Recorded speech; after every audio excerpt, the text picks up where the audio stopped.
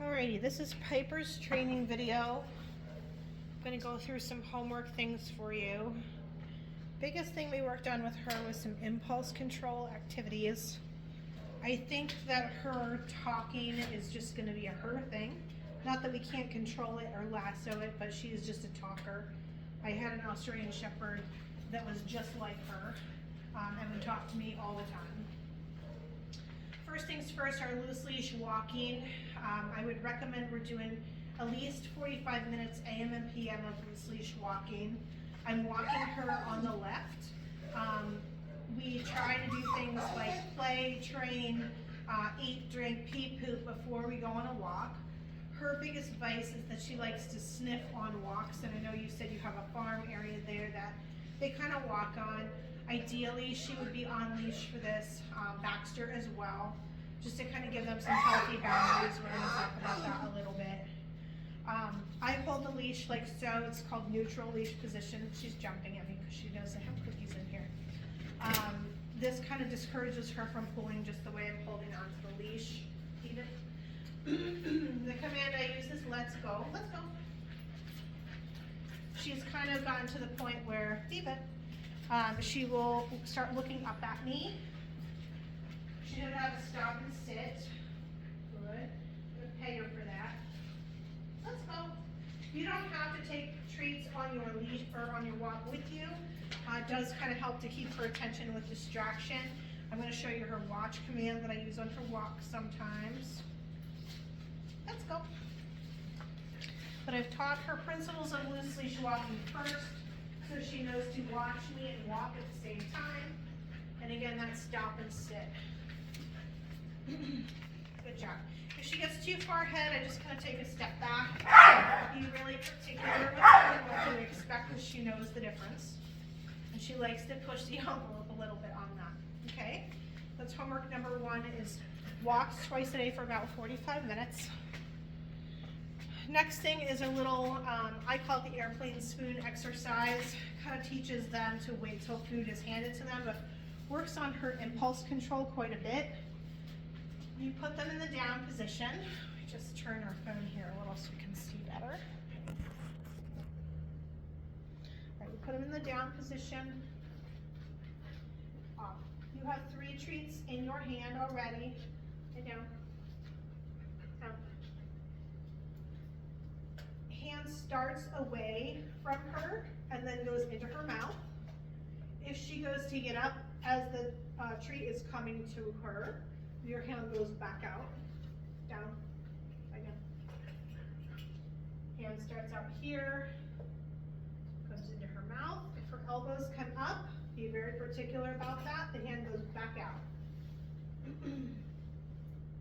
So as like that, she has to lie back down. She knows the rules. Hand goes back out. Wait.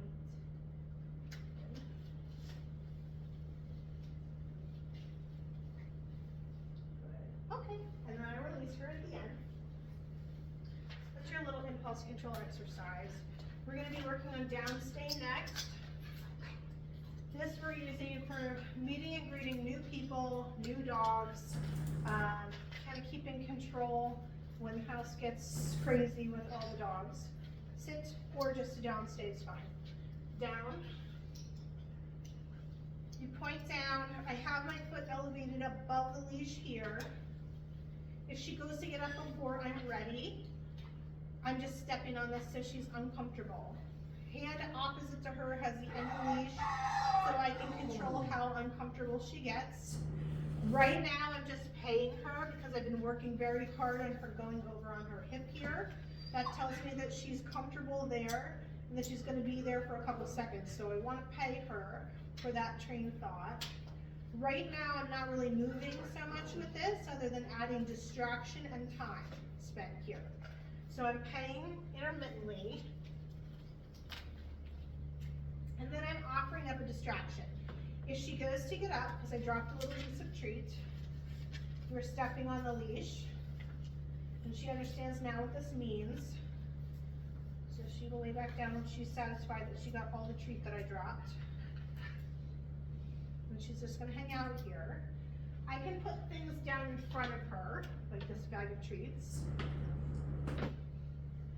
she's staying there. I'm going to reward her for that. You can do things that may be a distraction. I would say distraction level should be 5 out of 10. Okay, so not super crazy yet, just something to add to this. See how she's going over on her hip again, that's good, so I'm going to reward that. Take it nice. And then when we're ready for her to get up, it's okay and toss a treat. Okay, and toss her treat. So her release word is okay. We're going to do this again. Get some more cookies here.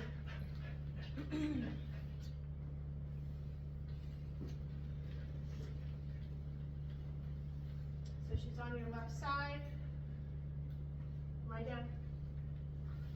And she goes down all the way. Be particular again that her elbows are on the floor. See her hip went over there, so I'm going to reward that. So that means she's calming down. Again, we're providing some sort of small distraction. I was using the cookie bag, taking the cookie bag. And she's such into the food situation. Good, I'm going to pay her for that. Take it nice. Pick this up. You're releasing, okay, and you toss a treat. Right, so that's your down stay here. Next up is your leave it command. You're going to take treats in your fingers, just one. Closed finger. I let her chew on this and then it's leave it. If she doesn't, she gets little bops. Leave it till she backs away on her own. You can hand take it. You can toss it to her too. She likes that. Closed fingers. Leave it. Take it. Good job. One more. Leave it. Take it. Okay. Do you leave it command? We're adding to that. Next up is your watch command. Take your attention off of something and put it on me is what watch means. She's going on your healing side, so your left side again. Right now I have 5 or 6 treats in the hand closest to her. Leash goes in the opposite hand. And I'm taking treats down from my face to her little face. Watch. Good. Move right into the next one. Watch. Good. Watch. Good. Leave it. Watch. Good. So she looks away from you. She gets just a little pop in the collar. Directed back to you. And I'm using multiple treats because it keeps her attention longer. We're teaching her to focus and have attention span. Next thing is wait. I have her waiting at doors here. Let me see. Can you hold that, Olivia? I'm gonna just go over to that door over there.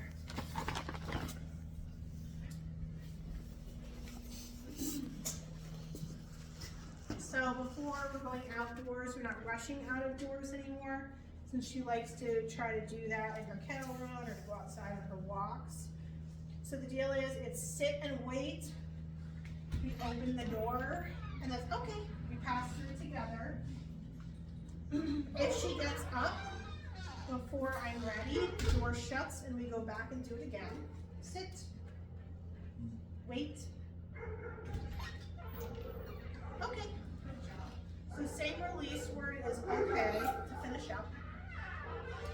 Last homework item I'm going to give you is a tethering exercise. This has been really good for her. You attach the leash to something while you're home. This is a while you're home exercise only. I put on her prong collar for this too, so she's not pulling at the door.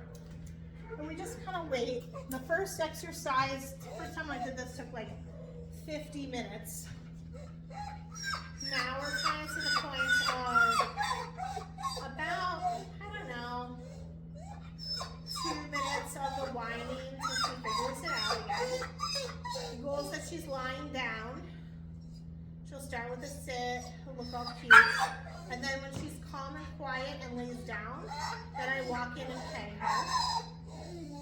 So she gave me the down, she's starting to be quiet, I walk in and pay her.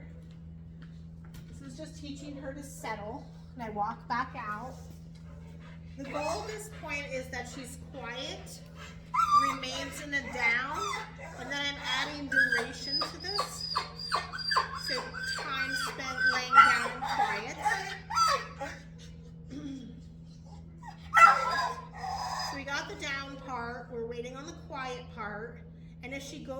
chill position with her hip over, she gets more than one treat. So she's thinking about it. She's thinking about it. She goes in her chill position on her own. Chill. No, sit down. Okay, she's on her hip on that side.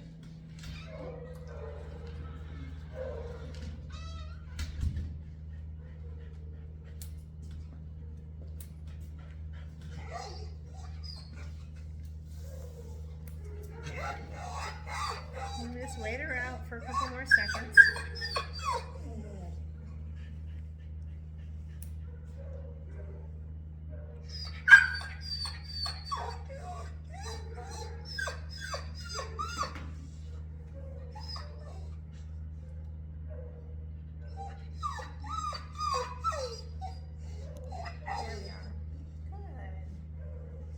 So as soon as she's calm and quiet, we walk in and give one cookie.